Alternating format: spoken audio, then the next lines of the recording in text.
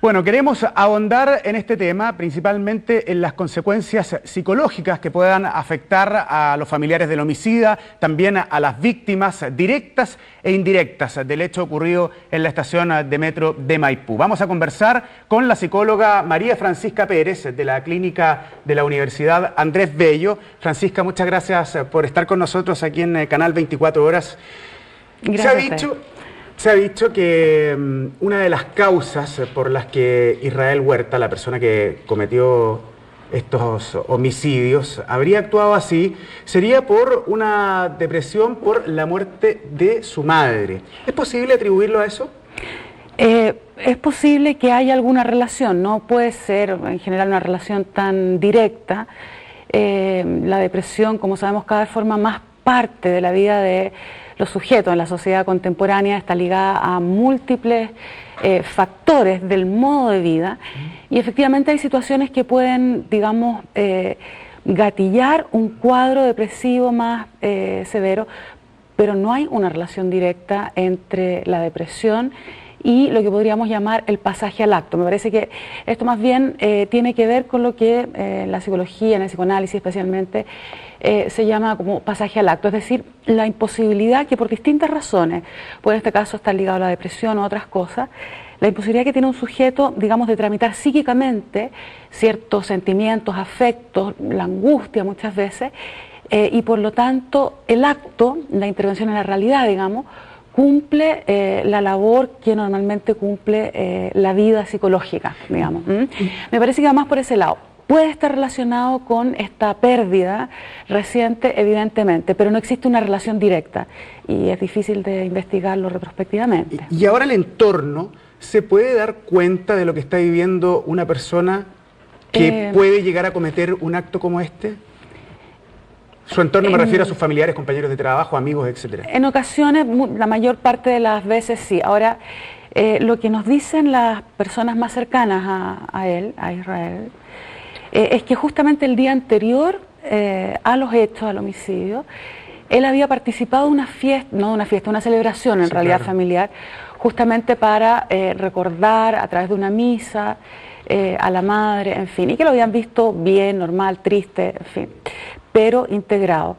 Esto habla justamente de cómo el cuadro o la vivencia de este sujeto no pasaba por las vías habituales, no se expresaba como muchas veces, la mayor parte de las veces, esto ocurre, sino que más bien se trataba de un proceso interno, exactamente, que seguramente evolucionó durante un cierto tiempo, pero sin que el resto de la gente pudiera darse cuenta. Esto también ocurre y depende mucho del tipo de las características de cada caso y de cada cuadro. Ahora la peregrinación, entre comillas, la llevan los familiares del homicida. ¿Cómo manejar en ellos el sentimiento de culpa? Porque la persona que cometió estos actos ya falleció. Bueno, en primer lugar, me parece que el acto, digamos, o la situación en general es compleja. Por una parte, hay alguien que mató a otras personas y que luego se mató a sí mismo. En ese sentido, es complejo, está compuesto de un montón de cosas, de elementos distintos, digamos. Y los familiares que quedan tienen que encontrar el modo de entender de alguna forma ambas cosas. Es muy difícil. En primer lugar, en el suicidio en general se produce muchas veces un sentimiento doble, por una parte de rabia, diría yo, hacia la persona que se va, y por otra parte de culpa. En general hay un proceso complejo que se establece en torno a eso. Porque, de no haberse dado cuenta, de no haberlo ayudado. Sí, primero de rabia porque hay algo violento en el suicidio, de todas maneras, es un desconocimiento de los otros, en fin. Y por otra parte, como dices bien, de culpa, en el sentido de cómo no haberse dado cuenta, ¿por qué no acudió a mí? ¿Qué hice yo para que él no me sintiera lo suficientemente cercano para contar lo que estaba pasando, etcétera? Es decir, lo que se abre en el suicidio, y en este caso también con el homicidio, es una pregunta por el sentido de los hechos que acontecieron y que nadie alcanzó a prever. Es una pregunta por el sentido, ¿por qué ocurrió esto? ¿Y esa herida se puede curar? Y esa herida yo creo que es difícil de curar. Cada persona que ha perdido a alguien sabe que en realidad una pérdida nunca tiene cura en algún sentido. Eso es importante. Nosotros estamos cada vez más acostumbrados a pensar que podemos reparar todo, que todo tiene arreglo, que todo tiene solución o que todo se recambia.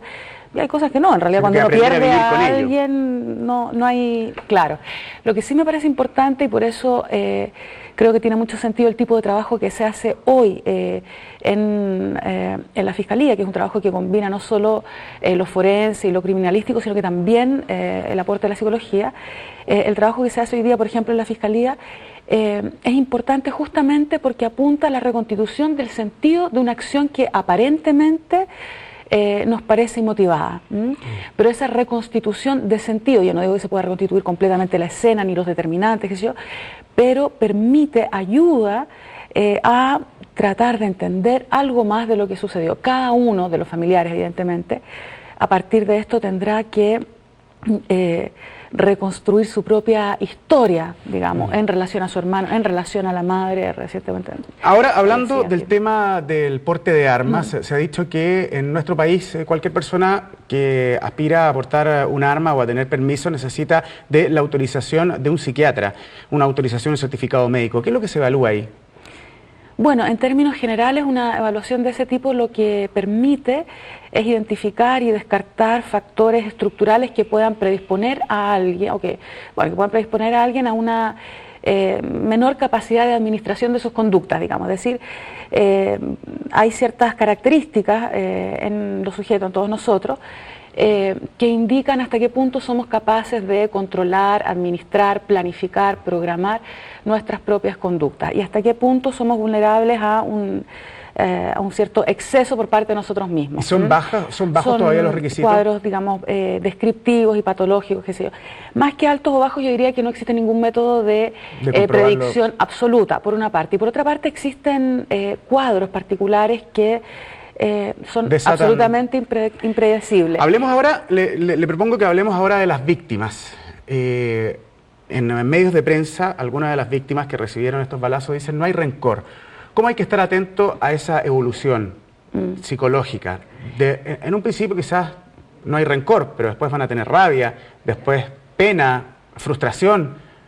¿Cómo los familiares tienen que estar atentos al desarrollo psicológico de las personas? A los familiares de las víctimas, familiares de las víctimas, sí. Bueno, primero, yo creo que es importante reconocer que hay dos tipos de víctimas. Las víctimas que fueron directamente heridas en este incidente. Y los que solo vieron. Y las víctimas que fueron testigos. Y que hubo niños también.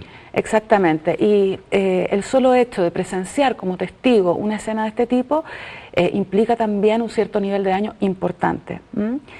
Ahora, a mí me parece que el caso, este caso en particular, esta situación particular, se caracteriza por su carácter de sorpresa, de inminencia. Todo ocurre muy rápidamente y nadie alrededor podría haberlo previsto.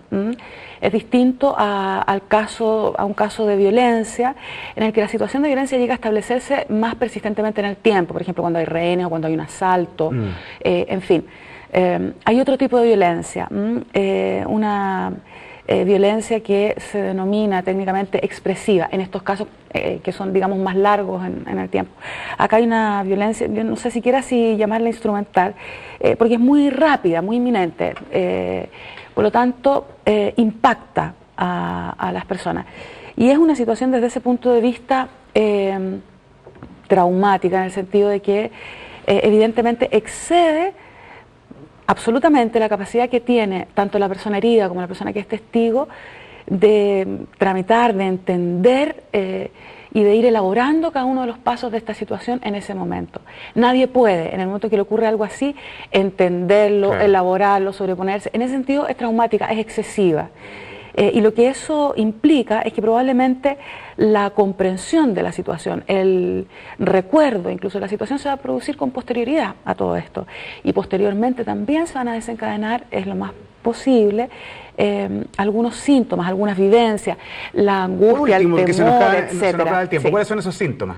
Bueno, la angustia justamente, el temor, evidentemente... Hay lugares masivos. A lugares masivos, a lugares desconocidos también, frente eventualmente a personas desconocidas. Es decir, hay que volver a aprender a habitar el espacio público, hay que aprender a volver a establecer relaciones de confianza y sobre todo hay que volver a aprender a confiar en lo incierto que tiene cada momento de la vida.